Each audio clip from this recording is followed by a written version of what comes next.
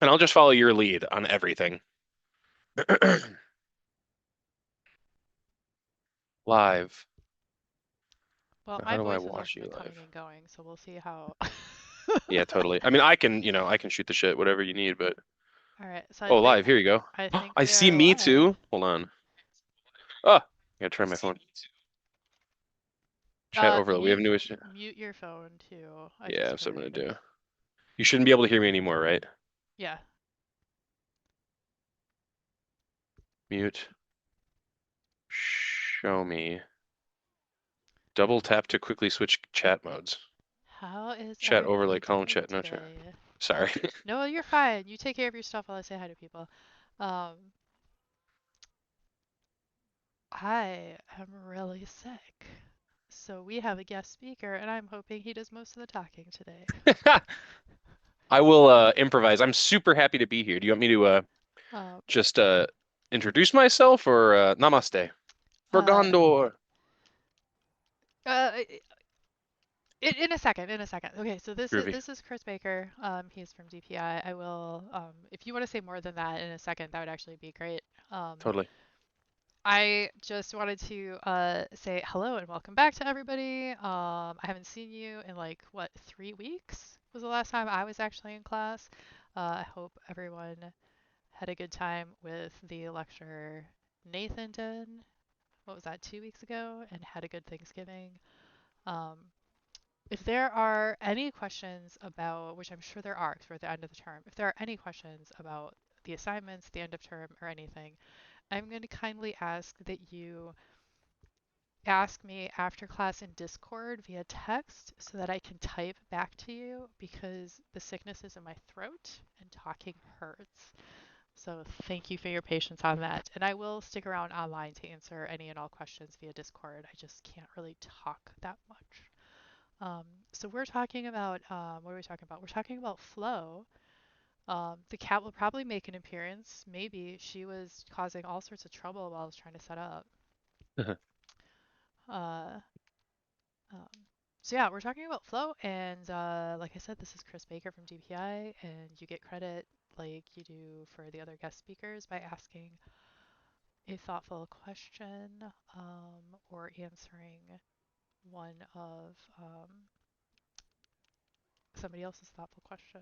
So, okay, so yeah, Chris, do you want to bring your nice, strong, healthy voice and say hello to Totally. everybody? Thank you everybody for letting me honor you, or I should say, thank you for honoring me by letting me come in and talk at you all today. I really appreciate your time and the fact that at all anybody is here to listen to me is just a really cool situation. I was talking to Krista-Lee before this that I never thought that my actual job would end up with me sitting on my couch playing a Lego video game while talking to y'all for the day.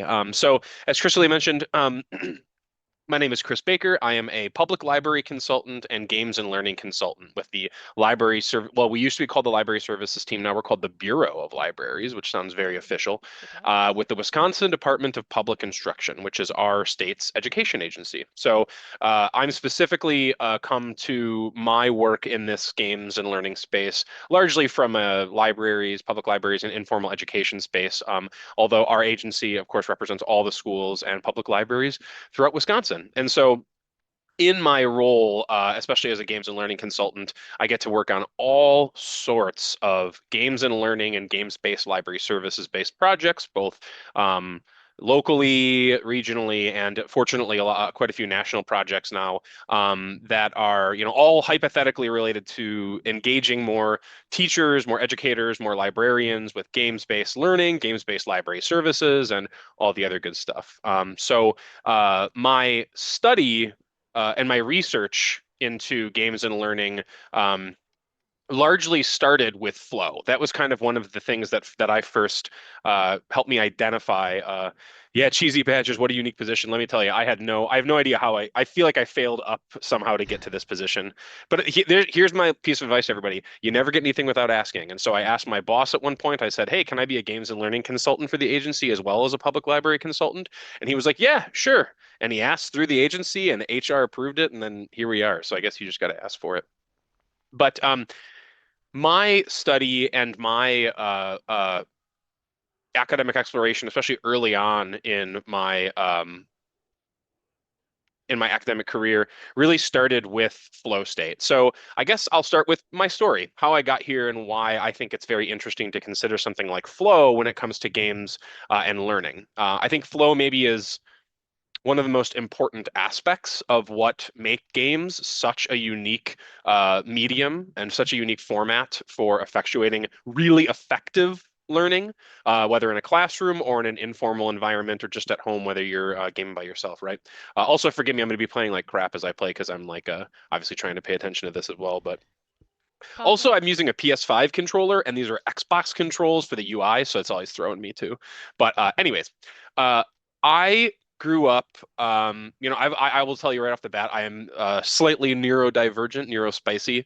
I've got pretty strong ADHD, which made it certainly a struggle for me growing up in a traditional formal learning environment, right? Like the whole sit back, be a passive sponge, absorb information and eventually be able to spew back that information really became it was burdensome for me as somebody with ADHD. I really struggled. My grades weren't always the best, and more than anything, it was like evident that my teachers, my parents, could tell that there were aspects of the ways that I learned and the ways in which I didn't learn effectively that needed maybe a different type of approach to cater towards, right? Unfortunately, there's really nothing in the formal, learning environments, especially back in, geez, when was that? Probably like 1998 through 2006 or so.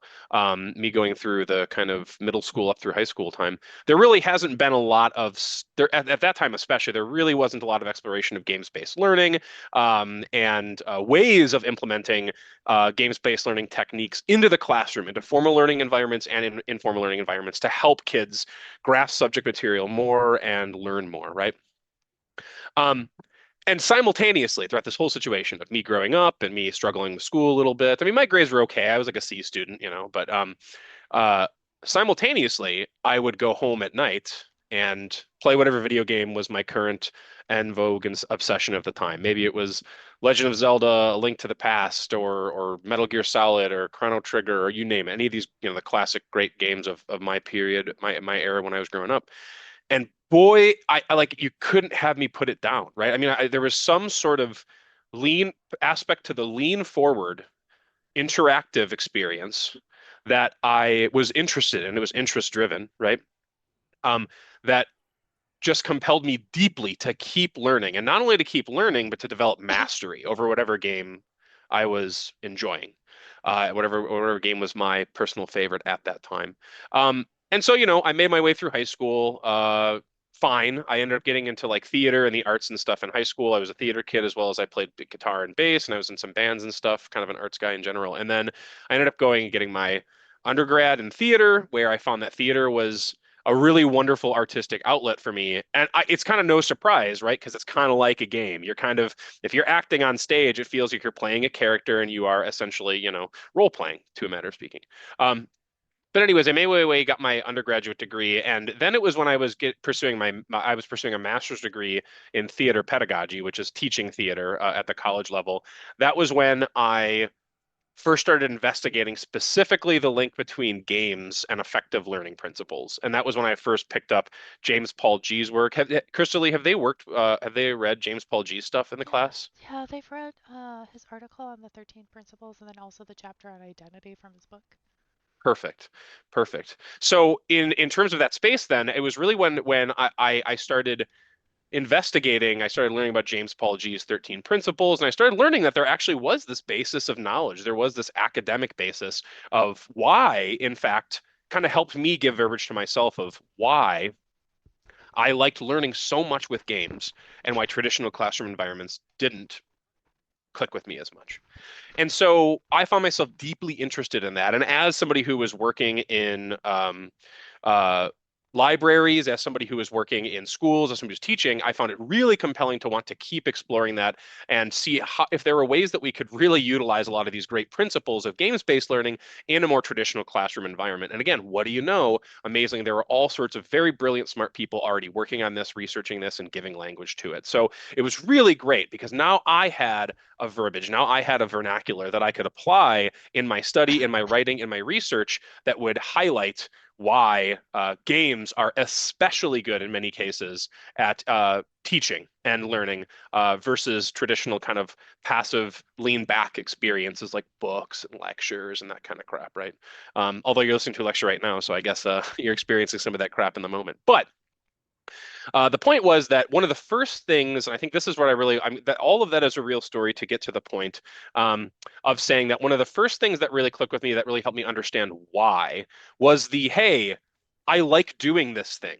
That isn't it funny how if we just start with that, like what if kids liked the way in which they learn, they might be much more engaged as learners, right?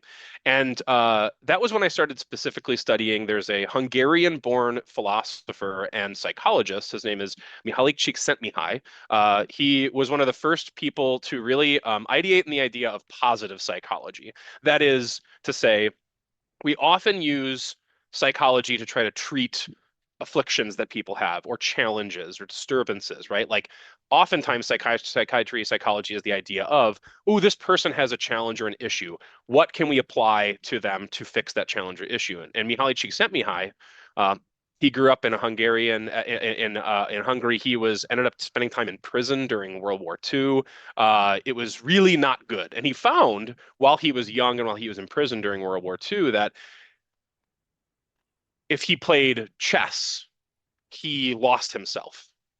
He completely forgot about the really negative things that were happening to him and a lot of the negative things that he was experiencing, and decided after he had experienced that, and he had seen specifically Carl Jung do some speeches, that he wanted to explore this idea of positive psychology. Instead of worrying about how we use psychology always to treat challenges or afflictions, what if we think about what are the aspects of psychology that we can manipulate, manage, move the levers, fine tune that are going to give folks the most positive psychological space and experience to flourish, to do the best work they can, right?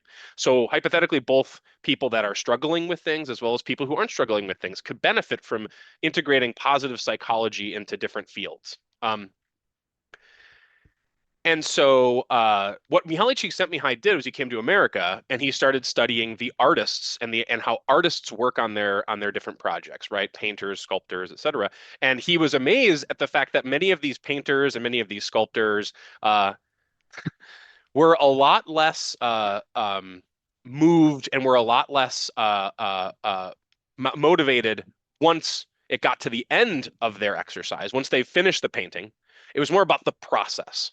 The process for them was when they really started to get in the zone. You know, if you're a musician, it's like getting in the pocket or getting in the groove, right? It's like he found that wow, is the interactive component of them doing this exercise or activity that they really enjoy that allows them to learn deeply and fully immerse themselves in what they're doing. There's a number of different aspects to what that means. Becoming unself-conscious of time and the world, becoming totally invested in what you're doing, feeling locked in, feeling like your mental acuity is at kind of an all-time high, all these different things.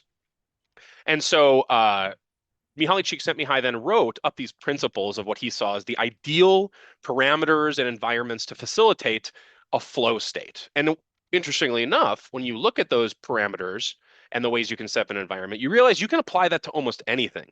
You can apply it to gardening, you can apply it to cooking, you can apply it to art, and to the point of I think we're trying to talk to today, you can apply it to learning, right? You can apply it to learning environments. You can apply it to teaching.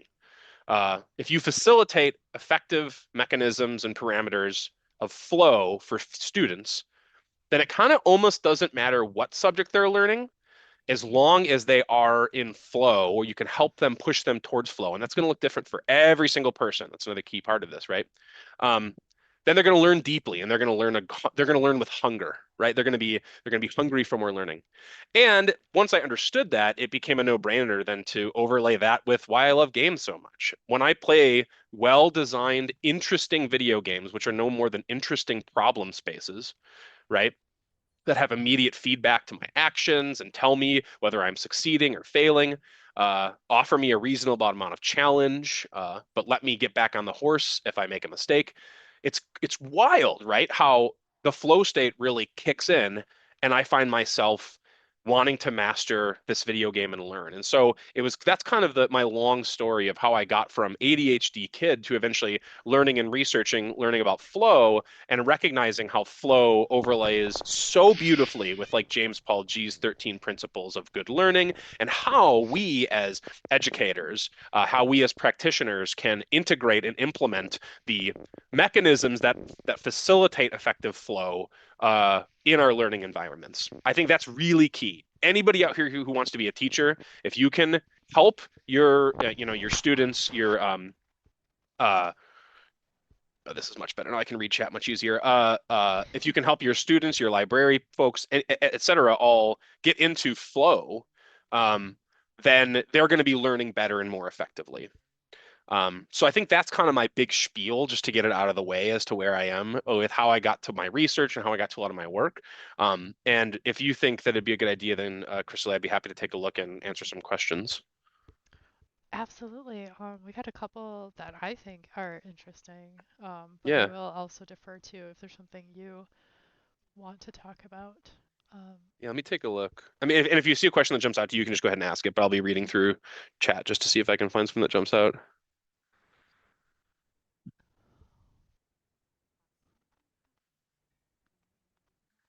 Okay, I see this. Hog Diggity. I love these names. Uh, do you think the flow state you achieve through video games and theater came more from enjoyment and interest or the gamification aspect? I think that those things are intertwined. And I think that's what maybe thing I'm hoping to uh, uh, communicates today is that I think that the reason why video games and theater had so much enjoyment and interest for me was because they were a little bit more of a gamified medium by which I get into interesting problem spaces, problem solve, critical think, learn about systems, apply the knowledge that I've learned, develop mastery over time. Why there's an unquenchable thirst to do more in those spaces, I think, is because the gamification aspect of those, the interactive component of them. I prefer to use interactive versus gamified because sometimes in the classroom you can't make everything a game, but you can make something more interactive, and that alone is going to help a lot with flow and deep learning. Yeah, and I see a draft. I see that you seems like you maybe said something similar here. For you, it may look came mostly from enjoyment and interest, with gamification acting more like a booster is the main cause. Gently absorbing the story, challenge, or performance, you slipped into flow naturally, and the points levels are gorgeous to help keep your focus there a bit longer. Exactly, draft 0204. And I think that's really a key thing to also highlight here too. If we're thinking about games and learning and flow being an effective tool or an effective headspace to be in for an artist, a gardener, a cook, a gamer, somebody who's learning, it's important to recognize that it's not like you feel the switch flipping that you're into flow, right? It's not like you set up certain things and you're like, great, now I'm going to get into flow state. Flow is a consequence. It's a reaction that happens naturally when the environments are really apropos for the learner, is what I would say. so somebody had asked about creating a space of safe for failure, right? Because in games, right, Yeah. like we've died, I don't even know how many times just since the class is gone. Um, and I don't remember the exact wording because I can't scroll back without leaving the game. uh, but I think the question was, have you found any ways to create safe failure outside of games? Like in Yeah, classrooms absolutely. Oh or my God. The only libraries? reason I got distracted, sorry, is because there's so many good questions here. Holy, you guys rock.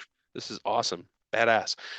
Yeah, so I think that's really key in the classroom, right? I mean, like the problem is that right now we have a what we know to be an ineffective system of adjudicating whether or not a student has learned and is ready to apply that knowledge, right? Like the traditional test pass fail system, which is like literally all over the nation right now, we still have that, right? Like you have to get your test scores up in a school district because the school district is breathing down the teacher's necks to make sure that kids are learning more and are meeting certain metrics, that are testing in certain ways, that are getting certain ACT scores, that are getting certain, right? Like this traditional idea of us assigning a number of you got a 64% in this class, so you fail. You got a 76% in this class. So you didn't fail, but you got a D, which is still not great. Like these are really bad ways of us um, encapsulating the sum total of what somebody has learned or not. It's more about them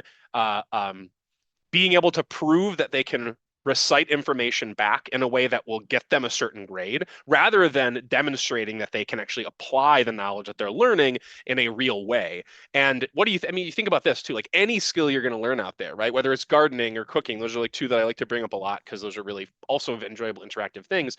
Like you're only going to get good at cooking a steak, and once you've burned three or four or five steaks because you didn't know what you were doing, and you start to get a feel for it, right? And then once you start to get a feel for it, and it becomes less burdensome, becomes less intimidating, becomes less irritating, that's when flow starts to happen. It's more just like it's a natural extension of your thoughts because you've started to go through that experience interactively and have learned how to apply those things in operations, in process. You get to learn how to apply those things, right? So I think when it comes to the classroom, I really do not love the idea of these metrics that we use for determining pass fail, not just for a whole class, like, oh, you get an A at the end of the class, but I mean, even in the day to day, right? Pop quizzes and homework assignments and all these things that we grade. That's the system we have right now. So I don't begrudge Krista-Lee or any other professor at UW-Madison for employing those because that's the system that we have to abide by from a state perspective at this point, from a national perspective. But I'd really love to see more systems in the classroom day to day that encourage risk taking and constant falling off the horse because that's the only way you learn how to be comfortable with mistakes and failure, which is like equally as important to anything else you can learn in school, just to be okay with making mistakes, right? Like if a young learner can just be okay with screwing up and making mistakes in a while and getting back on that horse, then they're already going to be so much more prepared to succeed in life than somebody who always gets the A every single time and never has any issues, right?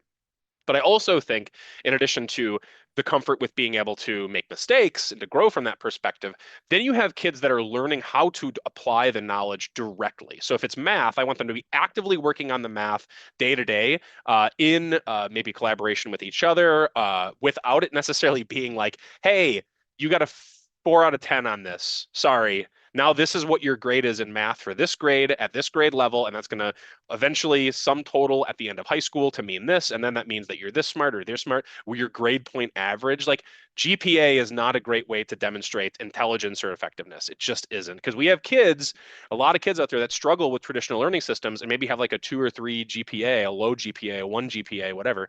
But maybe they could be like an amazing engineer or something, right? Like it's just one of those things that we know that these aren't the best ways of actually analyzing whether kids have learned. So I am all for eliminating so much of the pass fail in learning environments and making them much more of an environment that's focused on taking risks and making mistakes. Yeah, I mean, heck, one of my favorite video games of all time is Dark Souls, and that is, literally the tagline was "Prepare to die." I mean, like you just got to get used to it. You get used to failure in gaming, and that's what it's really helped me become more comfortable with that.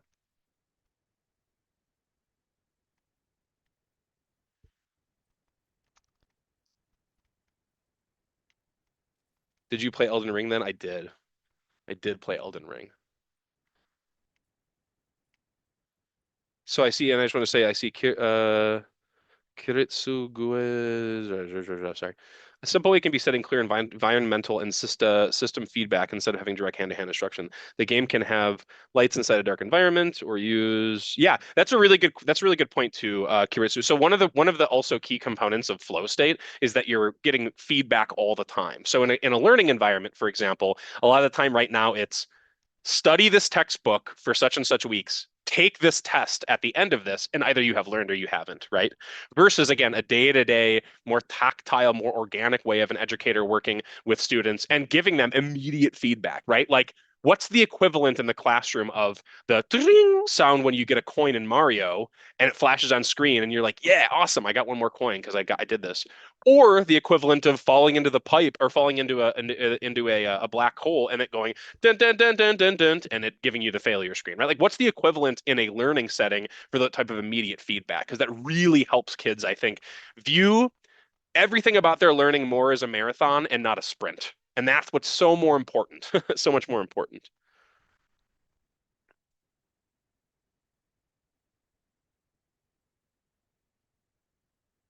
So this is interesting. So there's two here that I see that I really like. Um, and God, all of y'all are just, I gotta say, yeah, you are all very, very insightful people. I'm reading through these recommendations and the thoughts that people are sharing, and y'all are really, really spectacular. I'm excited for y'all to go and be teachers and do all you're gonna do. Gosh, I can't keep up with all these things that I really like. Okay. Um, there's two that I see here that I'll touch on right now. One from Born Killer. Sorry, like I'm letting Krista-Lee down. Uh, with my little Frodo here. I'm not sneaking farther enough. Could/should traditional learning methods potentially be replaced by video game learning, provided research shows the majority of Oh, people learn better by playing a game that teaches the content? Do you think designing games specifically for topics convey the content and assess the student better and provide better learning? So what I think that there's a lot of aspects to that. The one thing I'll say off the bat is that video games are not the best learning mechanism for everybody, right? Like that we know for sure. I know a lot of people out there that are a lot smarter than I am and and can learn a lot more effectively than I can that don't like video games. Maybe they don't even like any games at all. And bear in mind that video games are my favorite version of gaming, but there's a lot that can be that of overlap with the beneficial principles of video games. There's a lot of overlap with collectible competitive card games and tabletop role-playing games and well-made board games as well. So games can take a lot of different shapes, sizes, and formats and still employ the 13 principles that G talks about really well to create effective learning. The thing with video games is that they're one of the easiest not to develop because it's a digital space. It is once you've made that digital space, the risk versus reward and the opportunity to fail and get back on is really easy to share worldwide and in a replicable, scalable way. So that's why video games are just, I think, particularly kind of effective in many cases at that. But that doesn't mean necessarily that they're going to be the best, especially for everybody. So to that end, while I think that there are some subjects and some aspects of learning that truly probably could become ensconced in video games specifically as one of the best ways to teach them, if not the best. There's certainly not every subject is going to be best to be taught by video games. Flow is not going to be the best way to, I should say, video games are not going to be the best way to achieve flow for every subject, for everything you want young people to learn. I think it's always important to approach things with a broad spectrum of resources, opportunities, pathways for people, because we know people learn differently, right? Like, and another big thing about this too is like I know for people that haven't played games before or didn't grow up with them, there's vast differences between what people have access to, right? So like let's just say somebody grows up right now with a PS5 and a Switch 2 and a really great gaming PC. Maybe because their family has means and resources. They're going to be so much more comfortable with gaming as they get to their middle school and high school education. They're going to have an intuition for how to use controllers, for how to use the mouse and keyboard. They're going to literally have almost like a games systems intuition that they've developed over time through playing games. If you take that same kid, though, and say they didn't have access to a PS5 or a PC, they didn't have access to any video games at all, now they're going to find themselves at an immense disadvantage when it comes to this. The opportunity to utilize games as a great learning space. So I think it's really important that we don't paint with too broad of a brush with any of this. It is simply what I really want to hammer home for me is that I find video games to be one of the best learning mediums for me, games in general to be one of the best learning mediums for me, in no small part because of flow state and the 13 principles. But that doesn't mean that it's a catch-all solution or a panacea to everything. So that's one thing that I think is important. I don't think that they should supplant every form of learning, or even just games in general. However, I think that there is a lot of opportunity that is not currently being utilized in the games and learning space because only now, as of Krista-Lee and I, are we really starting to fully have, I think, academics and educators and politicians and legislators and all these people that grew up with gaming, like, right? Like, we are the people who I grew up with gaming and now I work for our state education department. So I think that we're going to start to see a little bit of a sea change. We're going to start to see things move a little bit more towards this modern generation of leaders and people that have positions to actually effectuate change in society that grew up as gamers. Now we're going to see more of this stuff start to be taken more seriously, studied more seriously, and implemented more seriously. So that way people like me can say, maybe when I'm 50 or 60, I told you so, you should have been listening to me the whole time. Games were always so great for learning. That's like a dream that I have. So that is one that I saw. Um, Another one that I wanted to touch on. Yeah, good pumpkin. I really like that. As a student, I expect the assessment method to help me learn better rather than simply distinguishing between high and low scores. Focus should be placed on assignments and projects that can be applied practically, such as open book quizzes and exams, collaborative work too. I'm all for collaborative work, right? Like, don't get me wrong, all of us have been in that situation before where like you were the only one working on a project and you're like, "Oh my God, my group project, it's so infuriating because they just let me do all the work." But I think that there are opportunities to create collaborative work environments where there is still expectations of participation for everybody that can be graded or can be assessed. So that if you're not participating, then you still are not applying that work and that knowledge, then you're obviously not going to be considered a success in that class. But um, so I see, okay, ether and stars. So flow state is something that we're seeking to accomplish in order to focus on a certain activity, goal, et cetera, and we're wanting to create an environment conducive to it in an educational setting. Are we trying to narrow that flow state into learning specifically? What if each student narrows in a different topic or different activity? Each student has their own preference, entertainment, or engagement. Yeah, absolutely, ether and stars. So I think that's really key too, I mean, teachers only have so much time and energy, and unfortunately they're horrifically underfunded in this world. Teachers are heroes. So I wish that teachers had more time, more funding, and more money and resources to do this way more effectively. So I don't want to presuppose too that every teacher should all of a sudden have the burden of totally upending all the way they teach and the way that they facilitate learning.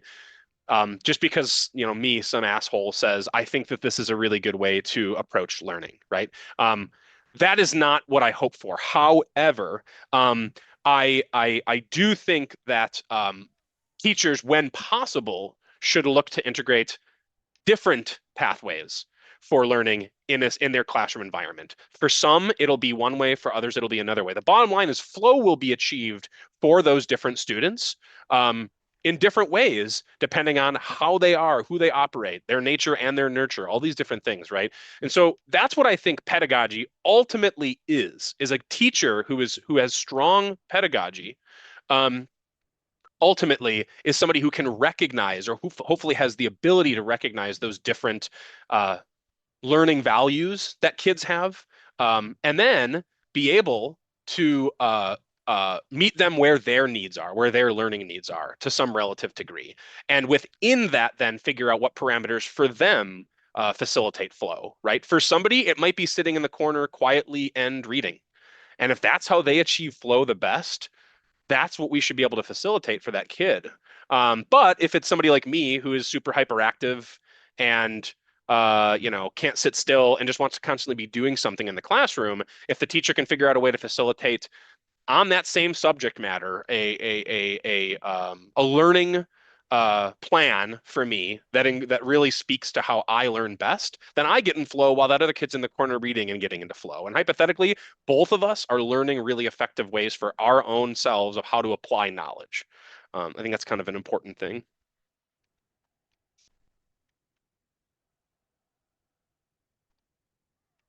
And this is Alien 99986.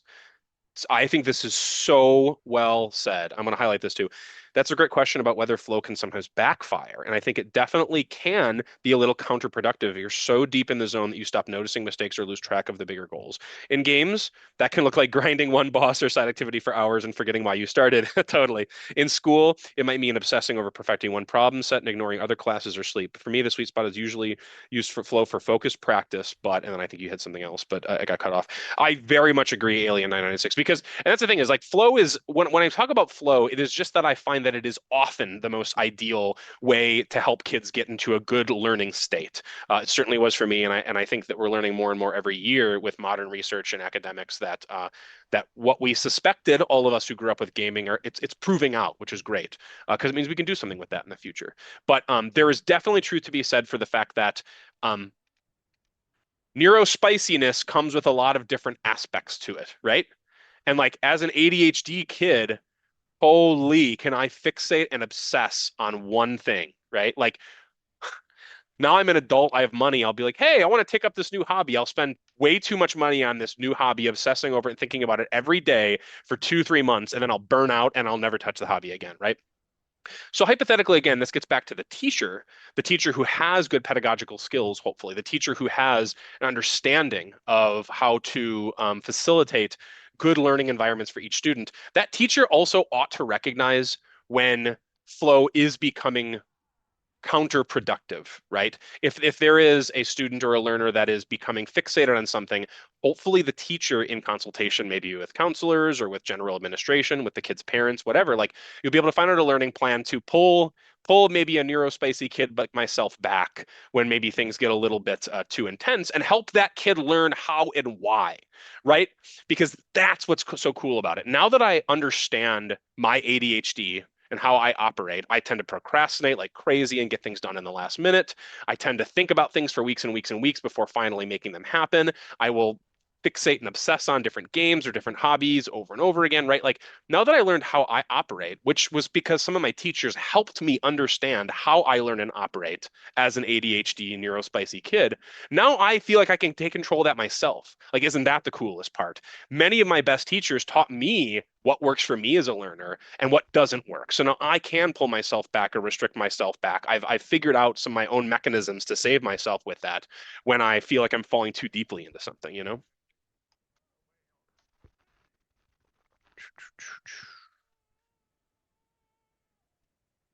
Yes, I see this. Yeah, teachers can make students more productive by using ideas from games. Yes, I think it's a good way to put it. When work is set at just the right difficulty, students are less likely to get stuck or bored. Teachers can also break tasks into short rounds with instant feedback. This keeps the momentum going, encouraging students to quickly fix their mistakes, like tweaking a deck, and keep climbing the ladder instead of giving up. Love that, Pink Beeberry. Totally. And another aspect of this that I think is important is to stop, like I said, when it comes to like traditional like grading and stuff.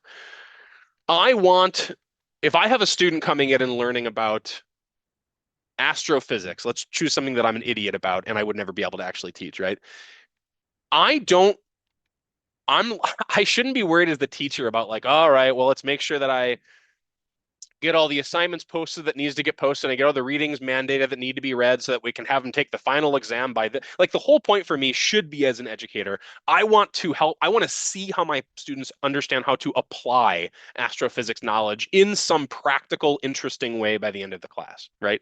And then it'll take different forms and there'll be different shapes. But if every single one of those students can apply it in some interesting, thoughtful way, I don't care if they get some things wrong too. They're literally like applying astrophysics and they're not worried about whether or not they're getting everything right or wrong. They're worrying about applying astrophysics, which should be what learning is all about, is actually applying what you learn, right?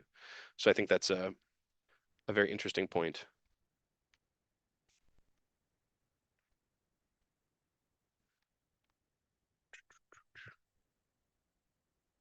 Gosh, this chat is rad. All of y'all are.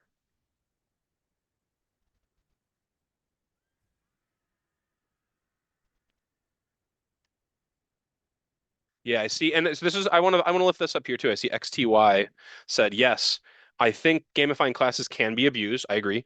Students will focus on points, their grades rather than real learning.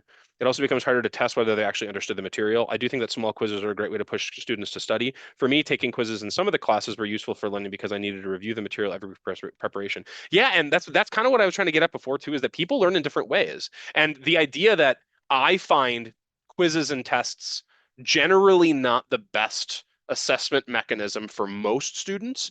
I absolutely know for a fact that there are many students wherein that was a very effective uh, way for them to approach their day-to-day, week-by-week kind of knowledge growth. So I think it's, again, it's hypothetically, I think it's just that's something that I really would I really value teachers for what they teaching is such a hard skill, y'all. Like pedagogy, and I'm not the best teacher in the world. I think that's one of the reasons why I moved more towards librarianship than being a professor. I think I work better in an informal as an informal learning person rather than a formal teacher. Teaching is hard. It is such a freaking skill. And people that'll tell you that like those who can't do teach, forgive me my language, that's bullshit. Those who can't do teach is not true because teaching is really, really, really hard. It is its own unique, very, very unique skill set. And I think it's absolutely key that people understand that there can be really talented artists out there, but teaching art is a whole different beast, right? That's just something I think is very, very key to think about as everybody here is thinking about what they might want to do in the learning space.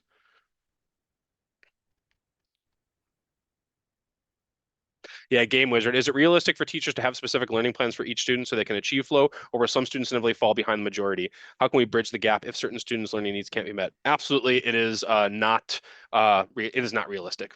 There's not enough resources, there's not enough teachers, there's not enough time. It's not realistic.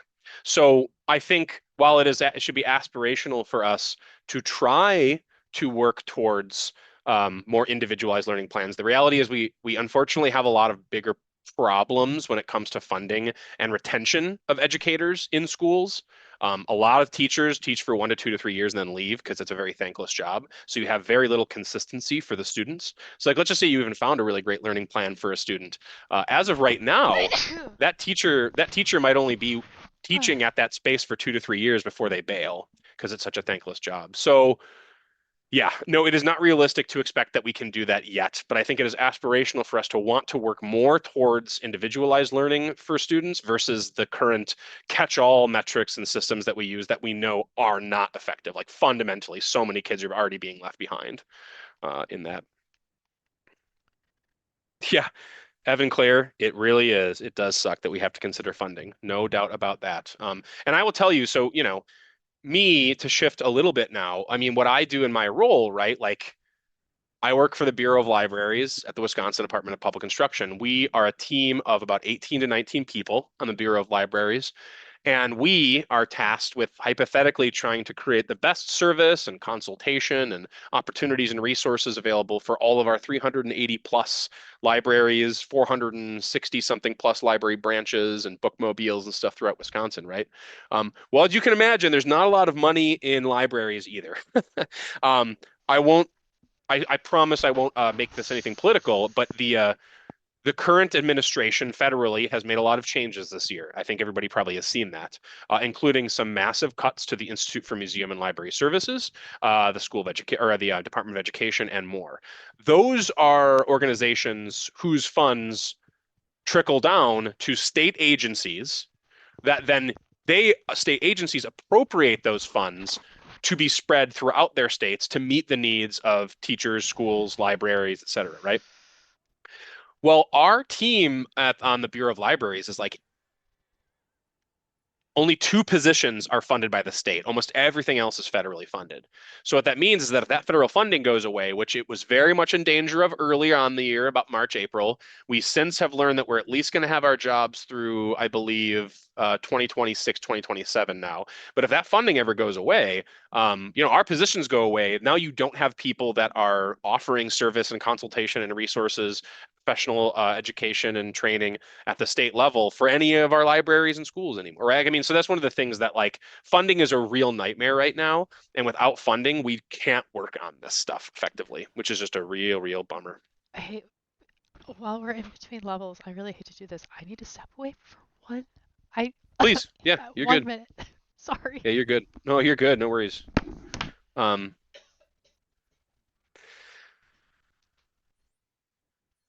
Designers can tie story themes to gameplay actions so players can feel the message while staying in flow. Environmental details, character dialogue during exploration, the symbolic puzzles and mechanics that reflect the story's ideas all reinforce themes subtly. This keeps players immersed, thinking about meaning without interrupting fun. Yeah, and I think that honestly, YZS, we see that some games can be, especially video games, can be some of the best tools for this with people that maybe have I would say more restrictive neurodivergent challenges than I do, right? Like, so people that are on the spectrum, there's amazing discoveries being made in the game space about how games are unique places that can speak to people that maybe already struggle with communication in the more traditional way already, can really meet people more where they are at to facilitate way more accessible learning experiences than, the traditional classroom setting or whatever. Since the game closely follows the Lord of the Rings film, does the familiarity of the story enhance flow by reducing cognitive load or reduce by making outcomes predictable? You know what the funny thing is for me? Mufus Doofus, great name by the way. Mufus Doofus. Um, this game this particular version of it distracts me from flow a little bit, like specifically Lego Lord of the Rings, because it is so different than the original ways in which I experienced these stories, right? Like I read the books and then I watched the movies. That's how I kind of visualize, see, feel Lord of the Rings. And this, of course, is a much more kind of young, kiddish, cartoonish environment. It's a little bit more self-effacing. There's a lot of jokes in it. There's a lot of Easter eggs. There's a lot of humor. So in that sense, it almost highlights a little bit more the difference between the actual books and movies and what this game is. So in terms of that, it's almost like a different thing entirely.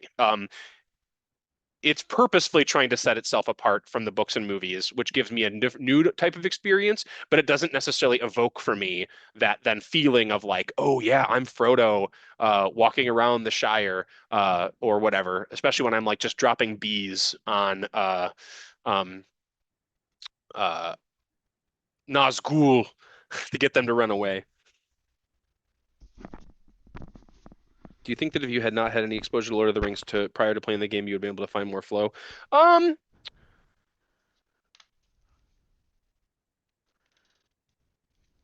that's a really good question. I actually don't know.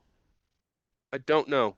Um, because I'm trying to put myself in the shoes of somebody who's like never done this before at all, or never played Lord of the Rings or experienced Lord of the Rings at all, and whether or not they then would be like, "Wow, I love that I'm learning about Frodo." I think the problem is that the way that they tell narratives, especially in these Lord of the Rings games, are very symbolic and more kind of contextual than they are directly narrative.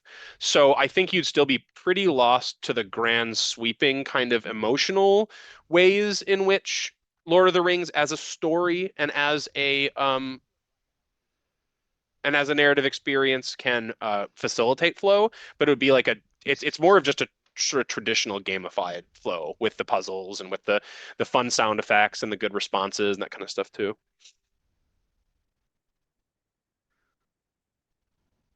Do you think breaking flow on purpose, like adding small quiet moments, can actually uh, make players understand the story or mechanics better, or does it just slow the game down? Absolutely, Augenstern QI. So one of my favorite exercises to do, and anybody can do this that's in a group, and I encourage anybody to try this next time that you're in a group. Let's say you have 15 people, you're in a group, right? Uh, if you're in like a room in a gym, or if you're just, I don't know why you're 15 people in a gym, what the hell is the situation? But anyways, you have 15 people together in some space and you have the space to move around a little bit, right? Try having everybody get as close as they can together in the center of the room and getting as close as they possibly can, and then count down three, two, run, and have everybody run to the edge of the room and just stare at the center of the room where they used to be in that space just seconds prior. And this is a theater technique that we kind of studied too. That space will have power based on the absence of where everybody just was. Everybody was just there in that space. Everybody's not. Now you're looking in at it. That weird empty space in the center of the room will kind of have some power to it. There'll be this, I would say, this kind of ephemeral quality of people notice that. And when I say power, I don't even necessarily mean hippy dippy spiritual or anything like that. I just mean like it has this sense for people that there was something there, now it's not, and that's meaningful, right? And I would equivocate the purposeful breaking of the flow state in a game to do something similar. Sometimes jarring somebody out of the flow state can be a great way to highlight that something big has happened or you want them to pay attention to something else. Uh, how long, curious, how long can flow theoretically be designed to last, given how imperfect the world is? That is, a designer can do their best, but I'd imagine there'll always be bound to times of hardship where the ratio breaks. Should we aim to design total flow for the entire time of a student's experience as much as possible, or should deliberately keep times where the ratio is sometimes terrible so as to increase a student's personal resilience so the student creates flow for themselves when it fails? Um, that's a pretty complicated I question. I have I'm not sure you can hear me. I Um, can, yeah.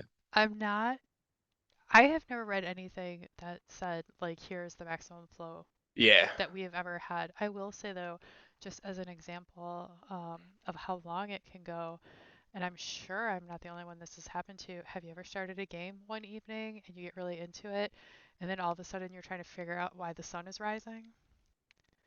Like Probably going to do that again tonight. that's I've had that happen, and so we're looking at a state of flow that has lasted for like 6, 7 hours. Totally. Yeah. And then the funny thing is, right, like what I will Shit, often then sorry. feel is like, what I will often then feel is once that 6, 7 hours is up and the sun is coming up, I'm like, "Oh, God, I guess I have to get back to life. All I want to do is jump back into that flow state, right? Like I can't wait till the next night that I can dig back into that and get back into that flow. And that's what I think is so exciting about flow for me is that once a student associates their learning experience, their learning plan with a positive feeling, which is flow, the artist's journey, feeling like totally involved in whatever you're doing. That's like addicting. That's like the most natural dopamine inducing rush you can get, right? Is like, I love learning and I just want to keep learning, getting better at this and applying my skills and knowledge. That becomes addicting. So we want to make, I see nothing wrong with getting our kids addicted to learning. If there's one thing that I think students all over the world could be healthily addicted to, it would be learning, right? So if we can kind of use your brain, hack students' brains to be like, yeah, learning is very satisfying when I get into the flow state and it's very enjoyable. That's the best way to I think have kids want to come back and learn more and more, you know? To this last concept, or the last question about reserving it for when you're practicing versus learning new concepts, I think a lot of times if you are actively learning a new concept, you're not going to get into a state of flow Yep. because you have to concentrate more on trying to figure out the thing. It'll be in practicing the thing later that you. Yes. My voice is cracking. It's No, I cold. totally agree, Chris. Like I could not agree more, right? Like learning any new thing, there should really rarely ever be an expectation of flow happening at that moment, um, because you can't be unself-conscious of what you're doing. You're so self-conscious of what you're doing because you uh, are failing and learning moment by moment, uh, new aspects of whatever activity or task or learning that you're doing. Part of what makes flow is that eventual it being an extension of your thoughts, what you're doing. It no longer needing to be something you need to consider and struggle with as much. And so you can still fall off the horse and get back on, but you're falling off the horse and getting back on totally immersed in this world of horses where you can ride them, right? It's not like a when you're first learning something and everything feels a little alien, feels a little foreign, feels out maybe out of the way that James Paul G talks about it. And this is one of my favorite phrases to use, right? We all of us, every single one of us as individuals have what's called a regime of competence. That is our collective abilities to do a certain thing or to not do a certain thing, right? So like when you're first learning a new thing, it's not within your regime of competence. You're trying to pull that into your regime of competence slowly, slowly. Once it's in there, now you start to be able to get into the milieu of flow state with that regime of competence. And the way that a good game is designed is always keeping the player at the razor's edge of that regime of competence. So I always feel like I can do it if I just practice and get a little bit better and a little bit more. And that's why well-designed games, just like well-designed problem spaces, should always be cumulative in terms of the challenges they throw before you. The idea being that once you've learned how to do A, B, and C, and you've really drilled A, B, and C over and over and over again, A, B, C, A, B, C, now introduce D, E, F, G, and now they know how to apply A, B, and C, but they have these new things to deal with. But they can see how it all interfaces and interacts as a system. That's what I think learning is really at its best when it's systems based. When you're really teaching young people how one lever, when pulled this way, will affect this lever over there. And if you pull that lever, it'll affect this lever over there. And having it, young people be able to see things from a systematic perspective, they'll now be able to really apply that knowledge effectively and deeply, even if some aspect of that system is shifted a little bit.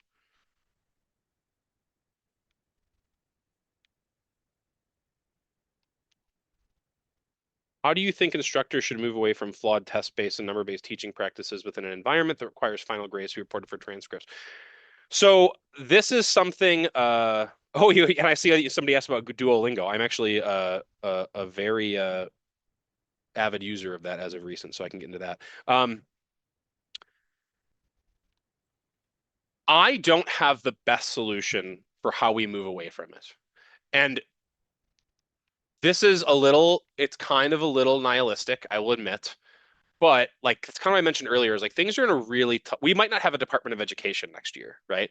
So things are in a really difficult place in this country when it comes to supporting educators with resources, staffing, time, the professional development and support. Like I would want my teachers in my community to constantly be learning more too. I would want to spend money to send them to go to conferences and to go to uh, professional development events where they get to learn as well, right?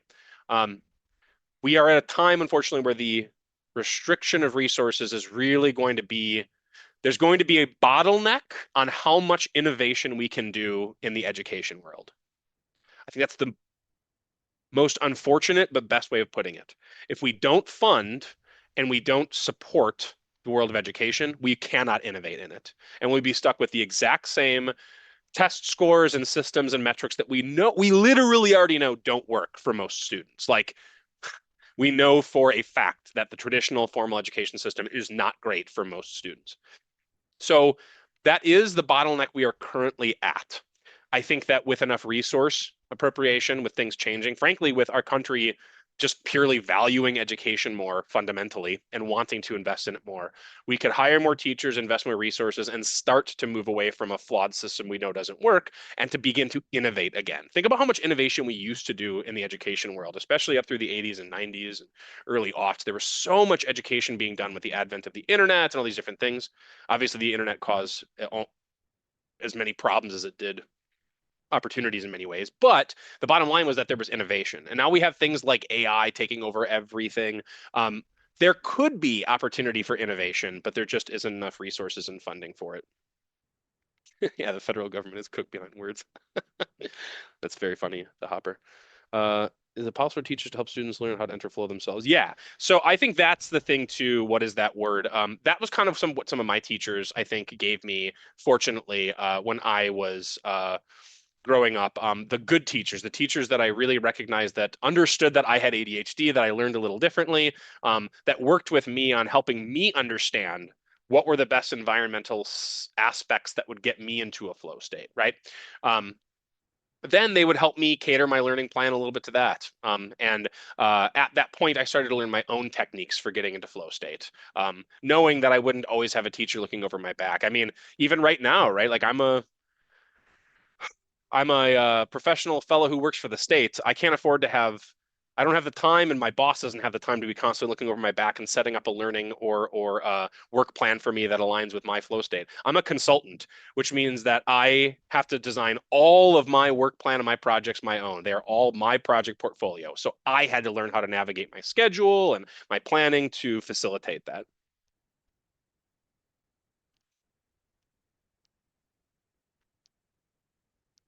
Interest through interest, yeah.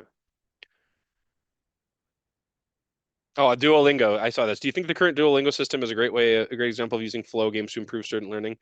I think Duolingo is pretty solid. So I actually just started I've been learning Czech. I've been teaching myself Czech for about 6 months now. And I actually have a Czech tutor that I see every week on italki, which is an app that is so affordable. It's like 16, 17 bucks. And I get to practice with an actual Czech tutor who gives me homework and grades my homework every week. So I love it. It's like one of the most affordable. Like if you think about trying to go get guitar lessons right now, you're spending like 60 bucks for 45 minutes. So 16 bucks for an hour of work and oversight with homework and stuff is amazing. But anyways, so that's how I've been learning a lot of my Czech is through my tutor. But I also have been using Duolingo. Now, Duolingo for me doesn't actually teach you how to speak the language uh, or listen to the language and interpret the language, at least for me, especially well. But it is very good at a gamified way of increasing someone's vocabulary. So again, for me, it's like a more tandem approach. I use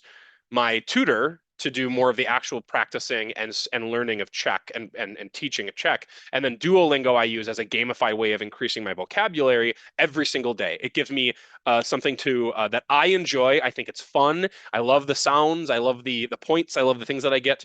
And it just makes me do 15, 20, 30 minutes of intense vocabulary building each day. So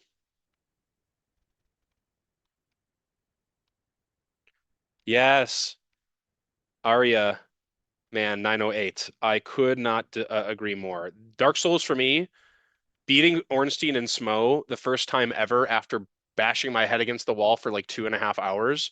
I There have been very few games that have ever given me that sense of accomplishment, which is a huge part of what flow can do, right? Like, gosh,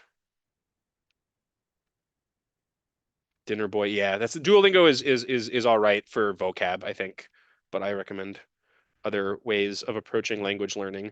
There are some other gamified language learning platforms too. I think the problem with language learning is that it really needs to be done with someone else. There's no app. I will say though, and again, I have a lot of feelings about AI. I'm skeptical about a lot of aspects of AI. I don't really use a lot of AI in my work personally, but the language translation, AI language translation is mind-blowingly good at this point. Like, so I think that there is a world wherein we may have language learning that is facilitated with a really effective um, language learning model that you can interact with. I mean, it's already there, but yeah, pass the fire. Sorry, I know I'm getting so caught up with the questions. I haven't been playing much this. You're fine. My voice is so bad that I can't really help with the questions. No, it's all right. It sounds. I'm always worried because is Krista-Lee, is she crying because we're not winning the game? Because I just hear you're fine. Your poor fragile voice after being sick.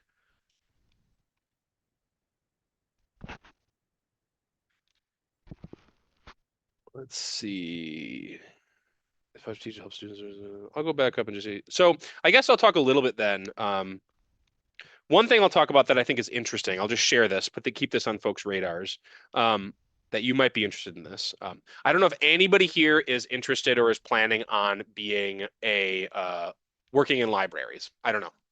Um, I am currently working on it's we at Wisconsin Bureau of Libraries are partnering with the Washington State Library. We're the co-PIs, the co-principal investigators on a Institute for Museum and Library Services fiscal year 2024 National Leadership Grants for Libraries funded project. So it's a grant that we applied for and we're awarded through the Institute of Museum and Library Services. And it's essentially a $250,000 3-year, 3-phase grant where we are partnering with Washington State to explore what are the best games-based library services that we can offer and implement in our libraries all throughout the nation. So we're doing tons of robust research about what games-based library services have been offered prior, what games-based library services are being offered right now. We're doing a comprehensive literature review of all the literature that's been written about games and libraries over the past, however many decades. And ultimately then in year 3, we're going to be producing this really, really robust toolkit. It's going to be a digital toolkit that hypothetically any librarian anywhere could use the digital toolkit regardless of the size of their library, whether it's a small rural library or whether it's a whole state library that wants to implement it throughout an entire state, of different replicable, scalable games-based library services, programs for teens, adults, kids, collections, you name it, right? And so that's something that I'm working on right now. It's called the National Games and Libraries Project. We're just finishing up the literature review of year 1. We're going to start doing our major research of year 1, and then we're going to have further opportunities for collaboration and participation in years 2 and 3 coming up, ending in 2027. So if anybody here is interested in libraries, is interested in games, is interested in seeing where this goes, you can always shoot me an email. I'm happy to keep you in touch with things. I would also say if anybody here is interested in being an educator, especially in Wisconsin, and if you're interested in games, one of the groups that I facilitate and administer is called the Wisconsin Games, Learning, and Libraries Cohort. It's on a platform called WiseLearn. WiseLearn is a statutorily mandated open education resource sharing platform that teachers, librarians throughout Wisconsin can use to share resources and connect with each other, et cetera. And I've got a group on there specifically for games and learning. And so that is a place where I would say is also a great community of practice to join if you're an educator in Wisconsin that's interested in games in educational environments.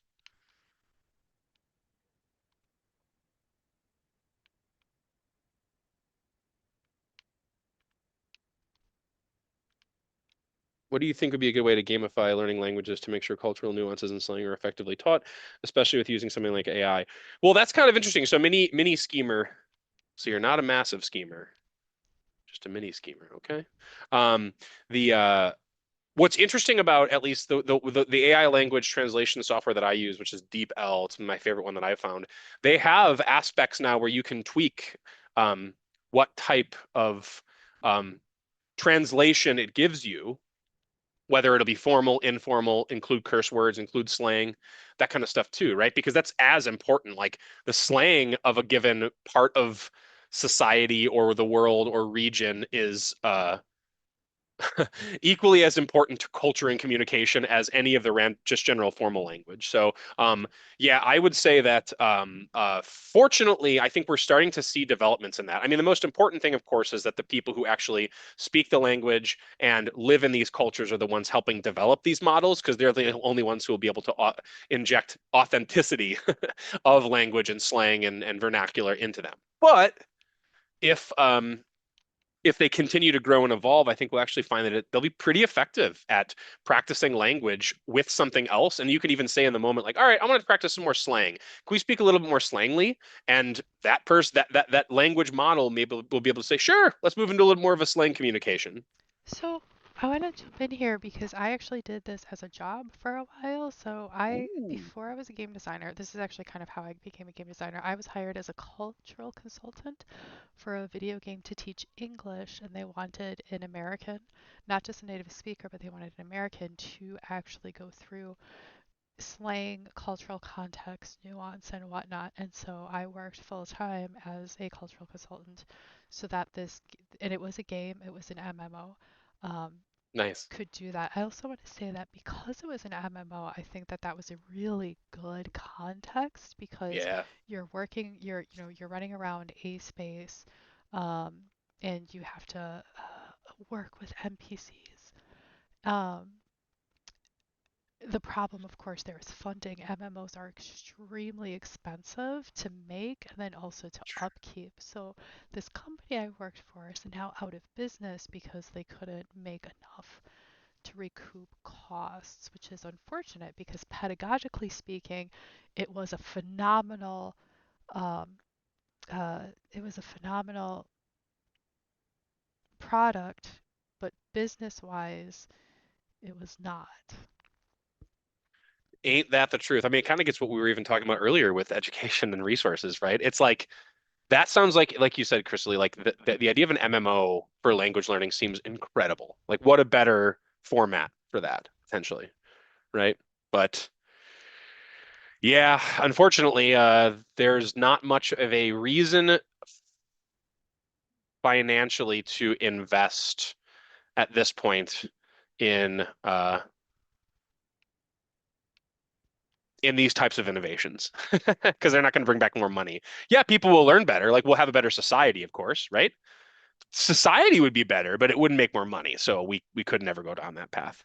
I hope that you all sense the sarcasm that I'm laying on there.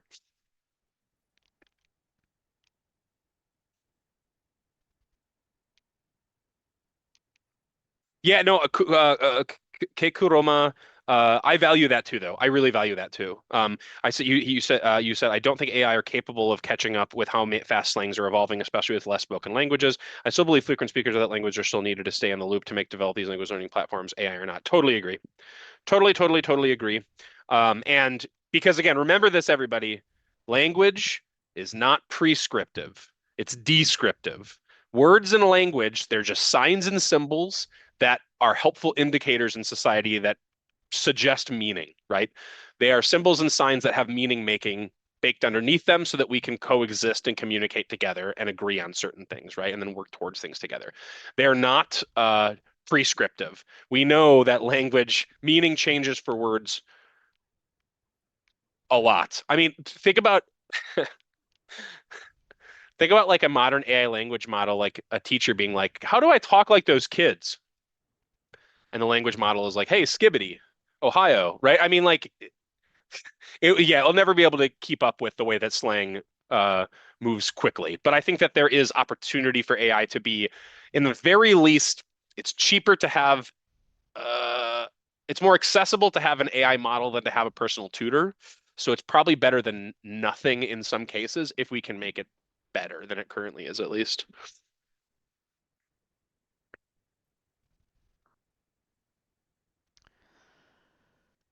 For all the questions about the participation for today, I believe I switched everything so that everything is in the correct module. And so look at the module for this week, which is 14, and submit to what is there. All right, I'm gonna see if I can So call just to up let my you know, friend here. Chris, we only have 5 minutes, so you basically have like one more question you can do, and then class is Yeah, over. no worries. This is, I mean, I gotta tell you, like I said, this is very cool that that this was my essentially my job today was to be here and to hang out with y'all. One second. Sneaking in that Japanese, huh? Let's take a look and see. Is there anything else that you see jumping out, Krista-Lee, that you think is interesting? Uh, Let's see. I think I flows group. think I don't remember now. I think there was a couple like way in the beginning that I don't remember anymore. Yeah. Sorry I couldn't get to, I mean, there's so many great questions here, everybody. I could talk with you all forever. I'm sorry that I can't wasn't able to get to everything. So That's normal, so you how know there are 200 students, right? nice. Well, hello, all hundreds of you. So this is what I will say. How can educators design classroom activities that create the same sense of flow students experience in games without making the learning feel too artificial? So that is a really, really good question. I wrote a thesis back in 2014 called Video Games, Their Effect on Society and How We Must Modernize Our Pedagogy for Students of the Digital Age. And what I did was I overlaid essentially both James Paul G's essentially Mihaly Csikszentmihalyi's aspects of flow, the conducive uh, uh, environmental aspects to facilitate flow with a classroom environment and ways in which that might be done. Now, it's still going to be subject agnostic. So every subject is going to look different. You're going to approach biology different than you're going to approach math, different than you're going to approach social studies. I mean, they're all going to be different, right? But hypothetically, there is, I think that there are ways of looking at James Paul G's 13 Principles of Good Learning in Games, as well as Mihaly Csikszentmihalyi's uh, tenets for how we facilitate flow most effectively in different types of environments. Whether it's we've just been talking about the classroom today too. Think about work environments. Like, why wouldn't you want your work environment to facilitate flow better? You'll have way more effective employees that actually enjoy what they're doing more. So it's not just for learning environments; it's also for work environments too. We can take those tenets of flow and those 13 principles, and we can overlay those over different subjects and over different environments to have a good idea, a little bit of a mental map of how to at least better facilitate flow than things have been currently. So, yeah. Okay. Um, Hey, we made it to the spoiler, everybody. I don't know if y'all are a spoiler for Lord of the Rings, anybody who hasn't seen it here, but I think we might get shanked by the Witch King here coming up. um, Thank you, Chris, for coming, and thank you everyone in class for your insightful questions. My apologies. uh, I hope everyone can hear this, but yeah, I'll be in Discord for any additional questions via text. Uh, That is all. Thank you. Thank you, everybody. It was an honor to be here. And you can always reach out to me if anybody wants to talk more or ask questions. I've met with students at I've guest lectured at other places in UW, and I've met with students before for a meeting if they're curious about stuff. My email is chris.baker@dpi.wi.gov. I'll put it in chat here. And if anybody's interested, you can reach out. I'd love to chat with you more. So thank you, Dr. Malone. You're the best. Krista-Lee's awesome. And everybody go be good students. Thank you. Bye.